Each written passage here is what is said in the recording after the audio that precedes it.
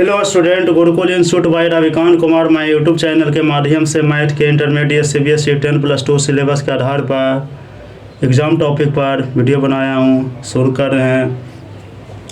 Late L1 M1 N1 and L2 M2 N2 be the direction cosine of two straight line, both the lines are perpendicular to each other if. तो इसके लिए निकालने के लिए इसका देखिए प्रत्येक का लाइन जो दिया है परपेंडिकुलर में, तो इसका प्रत्येक का देखिए L1 है L2 है, तब दोनों का हमेशा डायरेक्शन कोसाइन में प्रोडक्ट हो जाता है। L1 L2 M1 plus M2 plus N1 N2 equal to 0 हो जाता है इसका वैल्यू, इसलिए आंसर ये जाएगा। Let A B C be a direction ratio of a line then the direction cosine are. तो इसके लिए क्या करना है, प्रत्येक का डायरेक्शन कोसाइन रेशियो को हम इसका स्क्वायर रूट निकाल लेते हैं। कोसाइन में प्रत्येक का जो दिया हुआ डायरेक्शन रेशियो उससे डिवीज़न करते हैं। तो ये भी करेंगे कि ए बटा इसका देखिए स्क्वायर रूट बी बटा ये करेंगे सी बटा ये इसका स्क्वायर रूट कर देंगे। वैल्यू इसका रेशियो जिस तरह से यूनिट वेक्टर निकाला जाता है उसी प्रकार ये किया जाता है, इसलिए आंसर ये हो जाए यूनिट वेक्टर के आधार पर। A line is passing through alpha beta gamma and इस direction cosine are L M N then the equation of the lines are. तो इसका करना लिमिट इसका पासिंग थ्रू पॉइंट दे दिया है, इसका दे दिया, इसका वैल्यू दे दिया है। तो इसलिए x minus alpha by L हो जाएगा, y माइनस बीटा बटा एम हो जाएगा बराबर z माइनस गामा बटा एन हो जाएगा। इसका answer is B.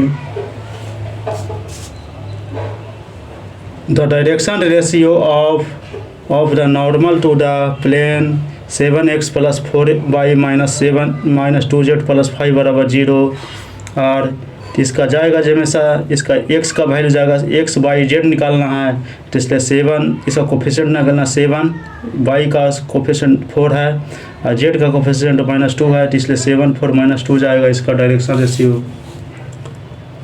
If a and b are two perpendicular event then probability of A intersection b equal to probability of A intersection. Independent event दिया है, हमेशा कोई एक दूसरे से रिलेशन नहीं है a और b में, तो इसलिए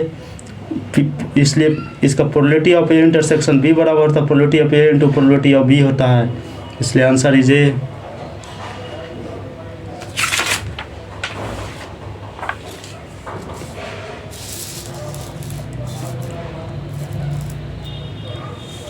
सो that the line joining the point 4 7 8 दिया हुआ है 2 3 4 is parallel to the line joining the point 2 4 10 और -2 -4 2 है। Direction ratio of the line joining to the point 4 7 8 and 2 3 4 दिया हुआ है, तो इसका निकाल लेंगे। इसका जो दिया हुआ पॉइंट है जो इसका रेशियो दे दिया है 4 -2 7 -4 3, फिर इसका दे दिया है 4 का दिया है 8 -4 इसका डेट निकाल देंगे। इसका दोनों का जो डायरेक्शन रेशियो का दिया है पॉइंट हम इसको निकालेंगे, तो आ गया 2 4 4 आ गया। फिर इसी को स्क्वायर रूट कर देंगे, तो 2 का 4 जाएगा, 4 का 16 जाएगा, 4 का 16, इसलिए टोटल जो स्क्वायर रूट निकालेंगे तो 36 आ जाएगा। 36 का 6 होता है, इसलिए डायरेक्शन कोसाइन ऑफ लाइन अभी जो वैल्यू दिया है जिससे हम डिवीज़न क्या कर देंगे इसे प्रत्येक का 2/6 4/6 4/6 आ जाएगा।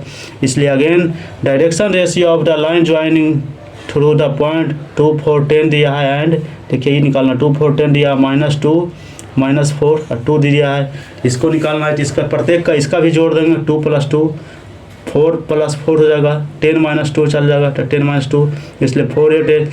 फिर इस प्रत्येक का इसका भी स्क्वायर रूट कर देंगे, तो 4 का 16 आ गया, 8 का 64 आ जाएगा, 8 का 64 हो जाएगा, इसलिए टोटल ऐड कर देंगे तो 144 आ गया। इसका स्क्वायर रूट 12 आ गया, इसलिए डायरेक्शन कोसाइन लाइन कर देंगे तो इसका 4/12 आ जाएगा, 8/12 आ जाएगा, 8/12 आ जाएगा।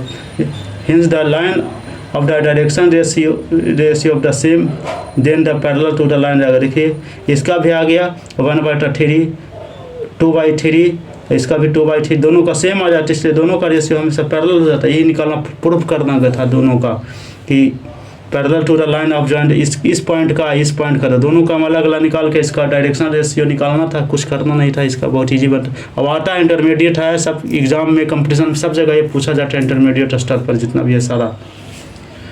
नेक्स्ट प्रॉब्लम है इवैल्यूट tan e पर x आया तो इसका d/dx एक tan दे दिया है, इस पर एक्सपोनेंशियल का ये दे दिया था, दोनों को कह रहा है कि d/dx निकालना था। y बराबर tan ex है तो d/dx करें तो tan का निकाल लेंगे, sec स्क्वायर ex हो गया, फिर ex का तो ex होता है, डिफ्रेंशिएट करेंगे इसलिए ex sec स्क्वायर ex हो गया।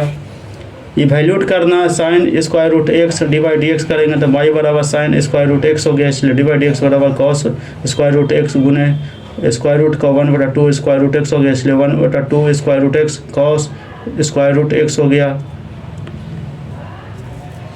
चैनल को सब्सक्राइब करें एवं वीडियो को दोस्त के साथ शेयर करें।